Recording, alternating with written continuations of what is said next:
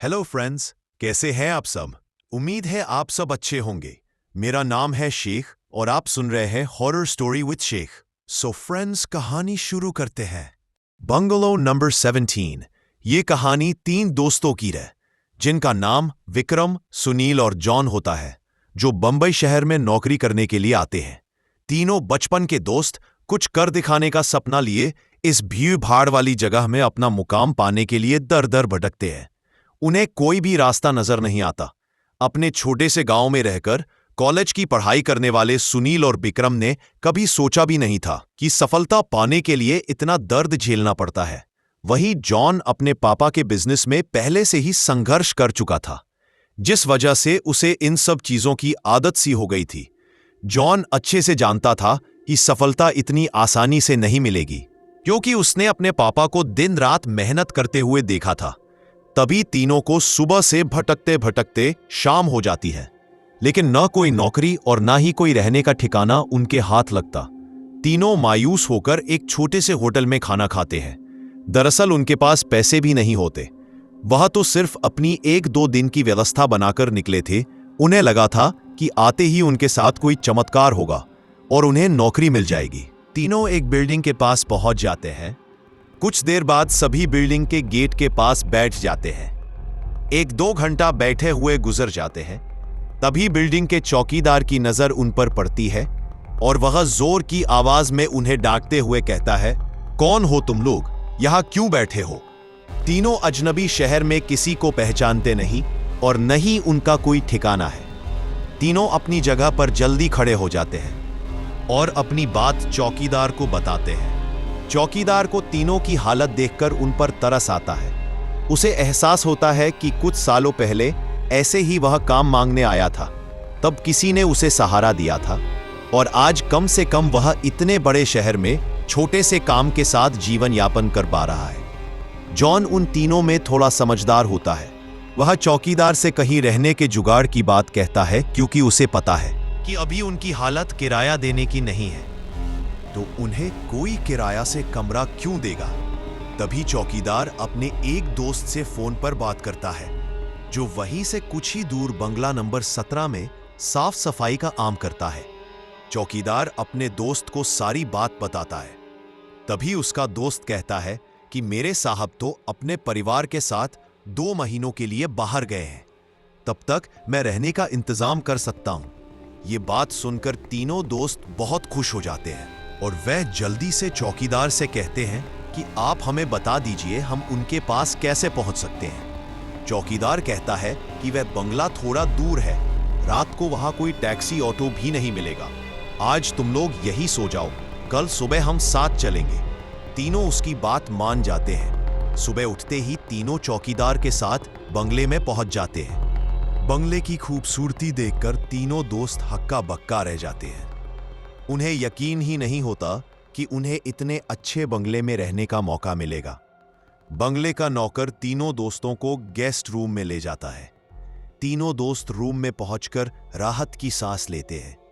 जल्दी से तीनों नहाकर तैयार हो जाते हैं और काम की तलाश में निकल जाते हैं। अब रहने का तो ठिकाना लग चुका था। तलाश थी केवल अच्छे काम की, जिससे उनका गुजारा चल सके। लेकिन आज भी उनके साथ वही होता है। सुबह से शाम हो जाती है, लेकिन तीनों हताश होकर वापस अपने स्थान आ जाते हैं। नौकर तीनों के लिए खाने का इंतजाम करके रखता है, जिससे उन्हें बहुत ही राहत मिलती है। आज तीनों दोस्तों के लिए बंगले की पहली रात होती है। रात को 12 बजते ही अचानक विक्रम की नींद खुल जाती है और वह अपने आप को बंगले के तहखाने में पाता है। पुराना सामान इकट्ठा करके रखा हुआ था। उसे समझ में नहीं आता कि वह यहां कैसे पहुंचा। तभी वह घबराहट में अपने दोस्तों को आवाज लगाता है, लेकिन किसी को कुछ सुनाई नहीं देता। तभी उसके कानों में सब कुछ सुनाई देना बंद हो जाता है और सिर्फ एक औरत के रोने की आवाज जाती है। विक्रम चिल्लाकर पूछता है, कहां हो तुम, क्यों रो रही हो। अगले ही पल विक्रम अपने बिस्तर में होता है। वह डर के कारण पसीने से लथपथ हो जाता है। वह अपने दोस्तों को जगाता है। सुनील और जॉन दोनों उसकी बात का मजाक उड़ाते हैं और कहते हैं, तुमने कोई सपना देखा होगा। इस बंगले में तो हमारे अलावा कोई भी नहीं है। और विक्रम भी अपने दोस्तों की बात का यकीन करके इस घटना को बुरा सपना समझकर नजरअंदाज करके सो जाता है। सुबह उठते ही तीनों दोस्त फिर से तैयार होकर काम ढूंढने निकल पड़ते हैं। लेकिन जैसे ही वह बंगले के गेट से बाहर निकलते हैं, अचानक कोई औरत आकर विक्रम को चिट्ठी देती रहे, जिसमें लिखा होता है, तुम इस पते पर जाओ तो काम मिल जाएगा। और औरत अचानक भागते हुए उनकी नजरों से ओझल हो जाती रहे। तीनों दोस्त की सोच में पड़ जाते हैं कि हमें काम की जरूरत है। यह इस औरत को कैसे पता? लेकिन तीनों को काम की बहुत जरूरत होती है। उन्हें लगता है कि भगवान ने उनकी मदद करने के लिए किसी को भेजा होगा और तीनों उसी दिशा में आगे निकल जाते हैं जहां का पता उस कागज में लिखा होता है। यहां पहुंचते ही उन्हें एक बहुत ही बड़ी बिल्डिंग दिखाई देती है। दरअसल यह बहुत बड़ी कंपनी होती है और तीनों कंपनी के गेट पर पहुंचते हैं और वहां के सिक्योरिटी गार्ड को चिट्ठी दिखाते हैं। सिक्योरिटी गार्ड चिट्ठी नियुक्ति विभाग के पास भेज देता है और जैसे ही प्रबंधक को वह चिट्ठी मिलती है तो उसमें उसके मालिक का हस्ताक्षर होता है। वह उन तीनों से पूछता है, आप हमारे मालिक को कैसे जानते हैं? तभी विक्रम जवाब देते हुए कहता है, मैं तुम्हारे बॉस का दोस्त हूं। अब प्रबंधक के पास इनको काम न देने के अलावा कोई विकल्प नहीं होता। इस कंपनी के मालिक का हस्ताक्षर जो उस चिट्ठी पर मौजूद था। कंपनी के मालिक 7 दिनों की ट्रिप पर विदेशी कंपनियों के दौरे में थे और उस बीच उनसे कोई संपर्क नहीं था।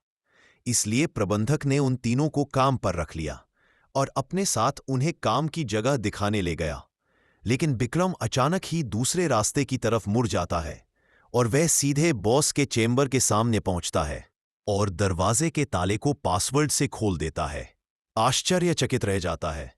उसे यकीन ही नहीं होता कि जो पासवर्ड केवल कंपनी के मालिक को पता है, वह इसे कैसे पता चला। अब प्रबंधक उसे कोई खास आदमी समझने लगता है। उसे पूरा यकीन हो जाता है कि हो ना हो यह व्यक्ति बॉस ने ही भेजा है और वह उसे बिना रुके हुए अंदर जाने की इजाजत दे देता है। जॉन और सुनील यह सब देखकर समझ नहीं पाते कि विक्रम को यह सब कैसे पता। तभी अचानक विक्रम सभी को बॉस के चेंबर से बाहर जाने को कहता है और चेंबर का दरवाजा बंद कर देता है। कुछ ही घंटों के बाद प्रबंधक को बॉस का फोन आता है और बॉस प्रबंधक से पूछता है कि मेरे कंप्यूटर को किसी ने इस्तेमाल किया था। तभी प्रबंधक सारी बात बता देता है। बॉस गुस्से में मैनेजर को बोलता है, जल्दी से जाओ और उसे रोको, नहीं तो मैं बर्बाद हो जाऊंगा। और जैसे ही प्रबंधक चेंबर का दरवाजा खोलता है को वह देखता है विक्रम बेहोश पड़ा है। प्रबंधक अपने सुरक्षा कर्मियों से उसे उठाने को कहता है और कुर्सी पर वापस बैठाता है। तभी विक्रम को होश आता है। प्रबंधक गुस्से में विक्रम को बोलता है, तुमने क्या किया? मेरे बॉस बहुत नाराज है।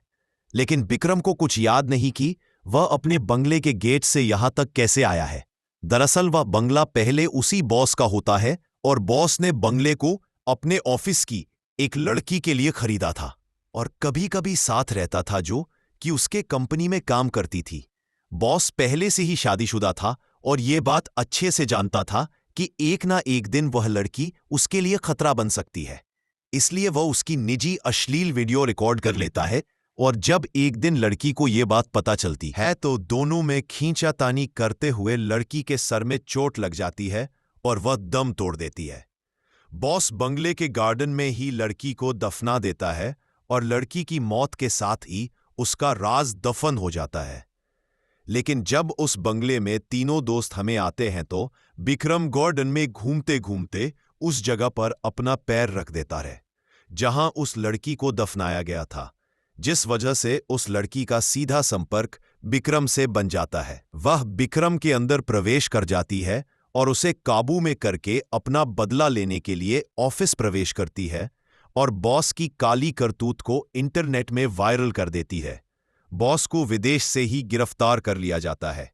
उसका काला चिट्ठा सबके सामने खुल जाता है और वह बेनकाब हो जाता है। उस लड़की ने मरने के बाद भी अपना बदला ले लिया था। अब शायद उसकी आत्मा को शांति मिल जाएगी। तीनों दोस्त उस बंगले को बुरा सपना समझकर भूल जाते हैं और इस दर्दनाक भूतिया कहानी का अंत हो जाता है। तो फ्रेंड, मुझे दीजिए इजाजत। अपना ख्याल रखिए, अपना परिवार का ख्याल रखिए। मिलते हैं नई कहानी पर।